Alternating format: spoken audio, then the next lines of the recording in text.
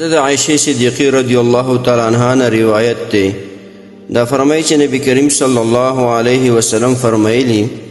چې د ذوالحجې د میاشتې د لسم تاریخ یعنی د لوی اختر په ورځ باندې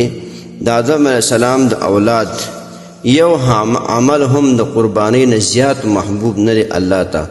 او د قربانی زناور حیوان چې دی دا به د قیامت په ورځ د خپلو ښکرونو سره ویښتانو سره پلو او ډوکو سره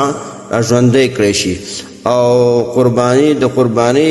وینه چې ځمکې ته رسېدلې نه وي د الله جل شانه د رضا او د مقبولیت مقام ته رسېدلې وي. بیا نبی علیه السلام فرمایي نو ای د الله بندگانو دا قربانی د زړه په خوښۍ سره تاسو وکړئ. د دې حدیث روایت ترمذي شریف دارنګې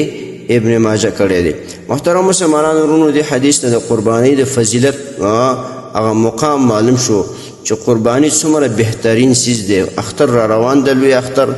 نو چې کوم سړی خاوند د نصاب وي،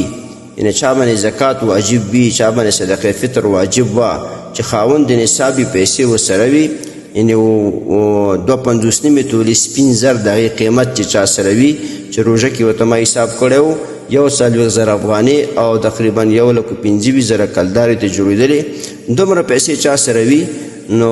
140,000 افغانۍ یا پاکستان خلک چې وي هغه سره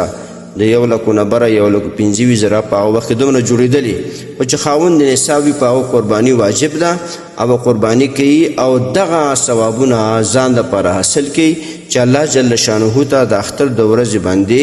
د ټولو اعمالو نه بهترین عمل چې الله ته ډېر خوښ او محبوب دی هغه قرباني ده. او قرباني څاروی حیوان چې دی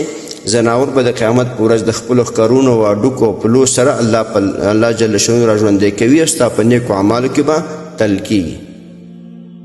محترمو مسلمانانو ورونو، تاسو ته چې کوم روزانه د حدیث د مفهوم راځي نو د مهربانۍ او د ثواب له مخې نورو مسلمانانو ته لیږدوئ او شیر کوئ. والسلام. د دیوبندي مسلک حنفي کاروان سټوډیو لخوا وړاندې کیږي.